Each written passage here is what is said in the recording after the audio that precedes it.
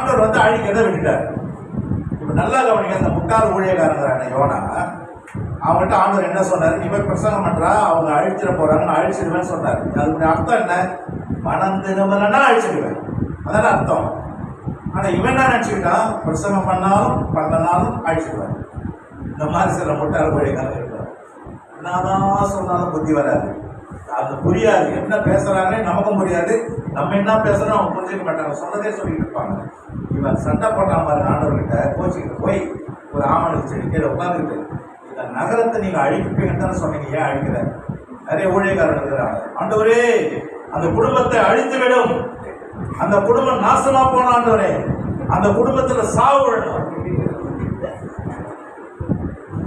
CPM சபை இருக்குல்ல, கோச்சக்கூடாது. எதை நான் கேள்விப்பட்டதை சொல்றேன், உள்ள நான் போனதில்லை.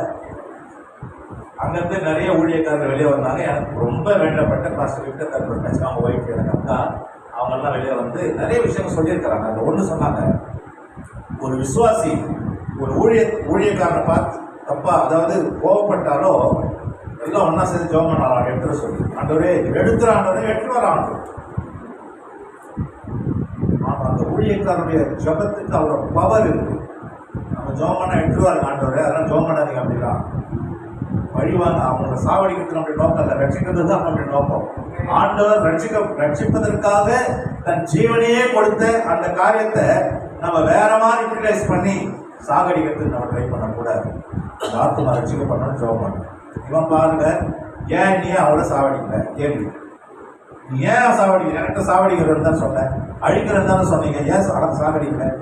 ஜெபம் பண்ணப்போதான் ஆமனுக்கு செடியில் இருந்த இலையெல்லாம் உதிரம் பண்ணி, ஏண்டா ஒரு நாள் இந்த நிழல் வரலன்னு சொல்லி நீ இவ்வளோ கஷ்டப்படுறிய, நான் எவ்வளோ நாள் அந்த ஜனங்க ரட்சிக்கப்படணும்னு விரும்பி உன்னை அனுப்பி பிரசங்கம் பண்ணி அவங்க ரட்சிக்கப்பட்டாங்களே. ஆடு மாடு கூட தண்ணி ஆகாரம் சாப்பிடாம பயந்து நடி என்னை பின்பற்றிட்டாங்களே, அவங்கள ரட்சிதர்களா தப்புன்னு புரிய வைப்பாங்க.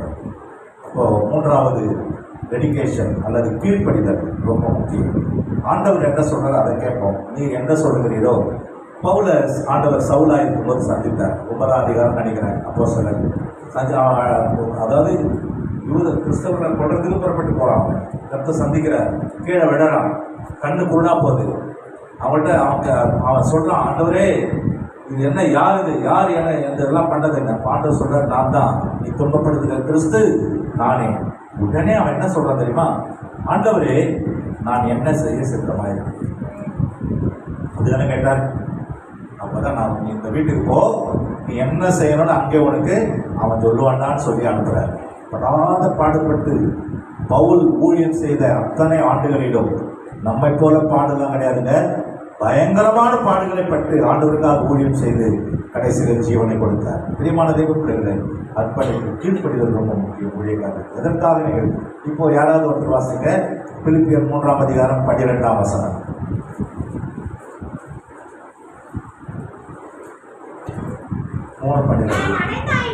நான் அடைந்தாயிற்று 12 தானே வாசிங்க.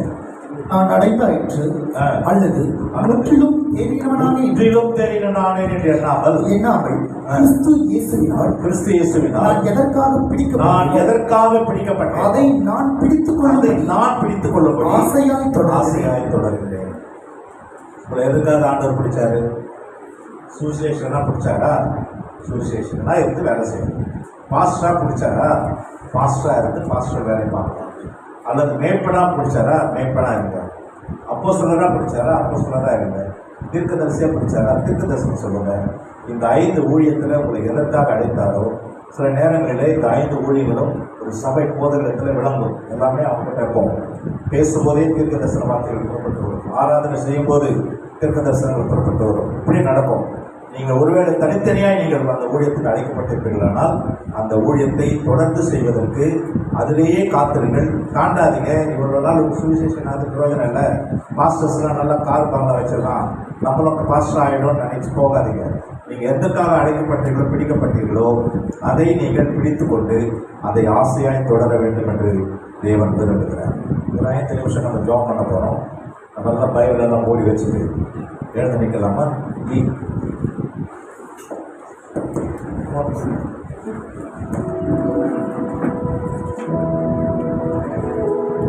Jesus. நம்ம எல்லாம் ஒப்பு கொடுக்கலாமா? ஆண்டவரே, நான் எதற்காக அழைக்கப்பட்டேனோ அதை நான் பிடித்துக் கொள்ள முடியும் ஆசையாய் தொடருகிறேன். முதல்ல தேவனுடைய ஊழியத்தை செய்வதற்கு நமக்கு அழைப்பு முக்கியம். நான் விலகி ஓடும்போது நமக்கு உபத்திரம் வரும், அதுவும் முக்கியம்தான். அதனாலே நாம் மனமாற்றத்துக்குள்ளே வருவோம். மூன்றாவது, திரும்ப ஆண்டவர் செகண்ட் சான்ஸ் கொடுக்கும்போது கீழ்ப்படிந்து நாம் சென்று விட்டால் அடுத்த நம்முடைய ஊழியத்தை ஆசீர்வதிப்பதற்கு உண்மையிலவராக இருக்கிறார். ஒப்புவித்தே ஐயனே உம் சித்தம் செய்ய தந்தேனே. கொஞ்சம் 2 கையும் உயர்த்தி ஒப்பு கொடுக்கலாமா? நம்ம இந்த ஒரு 5 நிமிஷம் தான் நான் முடிச்சிட போறேன். ஒப்புவித்தேன் ஐயனே உம் சித்தம் செய்ய தந்தேனே. முற்றிலுமாய் அர்ப்பணித்தேன் ஏற்றுக்கொள்ளும் இயேசுவே.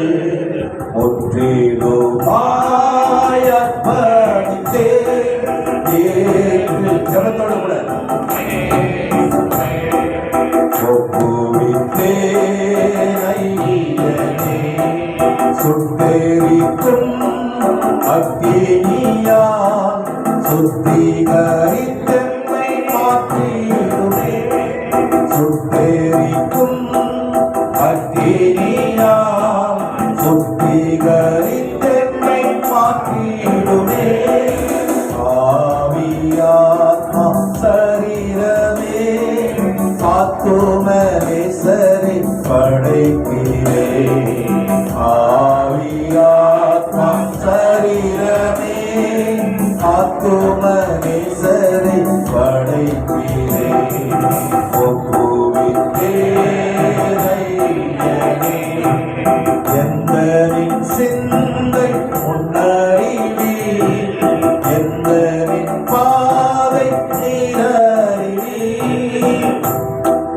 சிந்தை முன்னறிவி என் பாதை நீரறிவி. நல்ல பாதை நடந்திட நாதனே என்னையும் படைக்கிறேன்.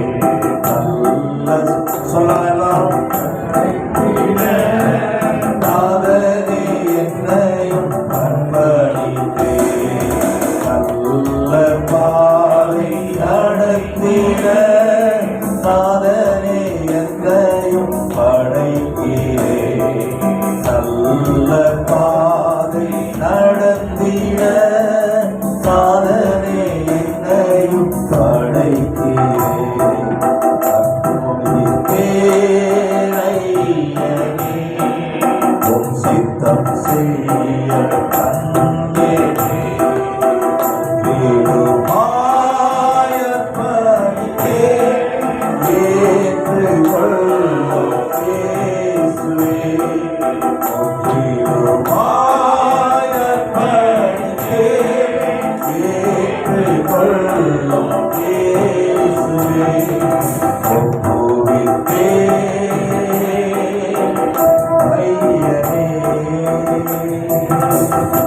அந்த தகப்பனே, ஊழியக்காரர்களாக எங்களோடு பேசியிருக்கிறீர். இந்த வார்த்தைகள் எங்கள் மனதை விட்டு அகலாமல் விலகாமல் யோனாவுக்கு நீ செய்த எல்லா காரியத்திலையும் அவர் உடன்பட்டு வந்தார், ஊழியத்தை செய்தார், நிறைவேற்றினார். நாங்களும் உமக்கு கீழ்ப்படிந்து நீ சொல்லின காட்டின இடத்திலே நாங்கள் நிரந்தரமாக ஊழியம் செய்யும். ஒருவேளை நின்று போயிடலாம் அப்படின்னு நினைக்கிற ஊழியக்காரர்களுக்கு திரும்பமாய் தைரியத்தை கொடுத்து 2ஆம் முறை ஒரு வாய்ப்பை கொடுத்து ஆசீர்வதிக்கிறார். இயேசுவின் நாமத்தில் இருக்கிறார். ஆமென். அல்லேலூயா. எல்லாரும் கரங்களை தட்டி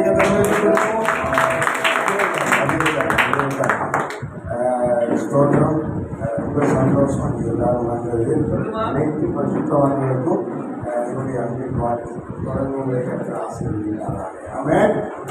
நல்ல அருமையான செய்தி, மிகுந்த அனுபவம் உள்ள ஒரு நல்ல செய்தி. அல்லேலூயா. சுத்தாவியானவர்களிடத்தில் வரும்போது கண்டித்து தொடரும். அல்லேலூயா. பாவத்தை கண்டித்து உணர்த்தி நீங்கள் செய்து கொடுங்க. சத்துருவை எதிர்த்து போராடி செய்திருக்கீங்க. ஒரு நல்ல அருமையான சப்ஜெக்ட். யோனாவை குறித்து அப்படியே புரிஞ்சுக்கோங்க. எல்லாருமே ஆண்டவர் சொல்றாரு, விடவே மாட்டார். கிறிஸ்தவர்கள விட மாட்டார், கைவிடவும் மாட்டார், தப்பிச்சு ஓடவும் விட மாட்டார். அல்லேலூயா. அவன் தப்பிச்சு ஓடவும் விட மாட்டார். நான் தூத்துக்குடியில் தான் ஊழியம் செய்துட்டு இருந்தேன், தென் மாவட்டங்களில். ஊழியம் போதும் 10 சபை, ஐயா சொன்ன மாதிரி 10 சபைகளை உருவாக்கி எல்லாரும் கொடுத்தேன். எல்லாரும் அவங்க எடுத்துக்கிட்டாங்க, பரவாயில்ல வச்சுக்காங்க. அல்லேலூயா. அது விட 10 வீடு எடுத்துக்கிட்டாங்க, வச்சுக்காங்க. அல்லேலூயா. தம்பி பயங்கரமாக திட்டம், ஒரு பழகி தரல, நீ எல்லாத்தையும் ஏமாந்து வந்துக்கிட்டு அப்படின்னு சொல்லுவாங்க. கர்த்தருக்கு ஸ்தோத்திரம். ஆனால் கர்த்தரை கைவிடாது. சென்னையில் வந்து நம்ம ஊழியக்காரங்க காட்டக்கூடாது, அமைதியாக மறைஞ்சி இருக்கும். அப்படி மறைஞ்சு தான் இருந்தேன். ஒரு ஆக்சிடென்டே கால் ஒடிஞ்சு போச்சு. அப்போ நான் நடக்கவே மாட்டேன், இதோட செத்து போயிடும் அப்படின்னு நினச்சேன். கர்த்தர் சொன்னார், உங்களுக்குள்ள விசுவாசத்தை வர்த்திக்க பண்ணேன், நீ இப்படியெல்லாம் நினைக்காத அப்படின்னு. சரி, அப்போ நான் பொறுத்தனை பண்ணேன் ஊழியம் செய்யறது. ரெண்டாவது ஐயா சொன்னது சப்ஜெக்டில் சொன்னேன். ரெண்டாவது எனக்கு ஒரு சான்ஸ் கொடுத்தாங்க. அதை நீங்கள் பாவம் செய்தல ஊழிய போதும். அதாவது ஜெபம் பண்ணாமல் இருப்பது பாவம், உபவாசிக்காமல் இருப்பது பாவம், ஊழியம் செய்யாமல் இருப்பது பாவம். 3 பாவம். பாவத்தை உணர்த்தி கண்டித்து தான் அவர் இவ்வளோ பேசினார். அல்லேலூயா. புரியுது நான் சொல்கிறது? அவன் நம்ம ஊழியம் செய்யாமல் இருந்தால் பாவம். கண்டித்து உணர்த்தினார். கடிச்சு கால் ஓடிச்சு, உள்ளுக்குள்ள போயிட்டு 7 ஸ்கூல் போட்டு மாட்டிங்க. இதுதான் ஊழியம் செய்கிறேன். நீங்கள் வந்ததுலேருந்து நான் உட்காரவே இல்லை. இங்கே வந்ததுலேருந்து எத்தனை மணிக்கு வந்தேன்னா 8:15 வந்தேன். 8:15 இது வரைக்கும் நான் ஒரு நிமிஷம் கூட எங்கேயும் உட்காரல. பலன் கொடுத்துருக்குறாங்க. அவன் நான் அப்படியே செத்து போயிடுவாருன்னு சொன்னாங்க. இன்றைக்கு நின்று ஊழியம் செய்வதற்கு கர்த்தர் பலன் கொடுத்துருக்கிறாங்க. ஆண்டவர் உங்களை கைவிடவே மாட்டாங்க. நிச்சயம் உங்களை இதுக்கு மேலே பெரிய ஊழியர்களை தந்து ஆசைப்படுவாங்க. அவன் நல்ல செய்திக்காக எல்லாருக்காக தட்டி ஒரே ஒரு காரியம் எனக்கு ரொம்ப பேர் ஜெபிக்க கேட்டுக்கிட்டாங்க. பாஸ்டர் மார்னிங் ஸ்டார் அவருடைய சபை கட்டப்படணும், அதேமாதிரி பாஸ்டர் ஜோசப் சரவணன் அவருடைய சபை கட்டப்படணும். பாதியிலே நிற்கிது. அது ஃபுல்லாக கட்ட முடியும். அதுக்காக சென்னையில் இது வரைக்கும் ஒரு 11 சபைகளை நம்ம ஐக்கியத்திலிருந்து ரெஜிஸ்டர் பண்ணியிருக்கோம். 11 சபைகளை ரெஜிஸ்டர் பண்ணியிருக்கோம். இன்னும் நிறைய சபைகளை கட்டி ரெஜிஸ்டர் பண்ணணும். இந்த வருஷத்தில் இந்த 2 சபையும் கட்டி ரெஜிஸ்டர் பண்ணப்படணும்னு விசுவாசிக்கிறேன். அல்லேலூயா. ஆமென். கர்த்தர் செய்கிறார். என் கையில் 1 பைசா கிடையாது, ஜீரோவாக இருக்கணும். ஆனால் கர்த்தர் செய்கிறார். அல்லேலூயா. விடவே மாட்டார். இந்த காரியத்துக்காக ஸ்தோத்திரம். ஜோசப் சார் அவர்கள் சபை கட்டப்படும்படியாக, மானிவ் சார் அவர்களுடைய சபை கட்டப்படும்படியாக. ஜோசப் சாருடைய மகனுக்கு ரொம்ப பலகீனம். 2 வாரம் ஹாஸ்பிட்டலில் வச்சு ரொம்ப பல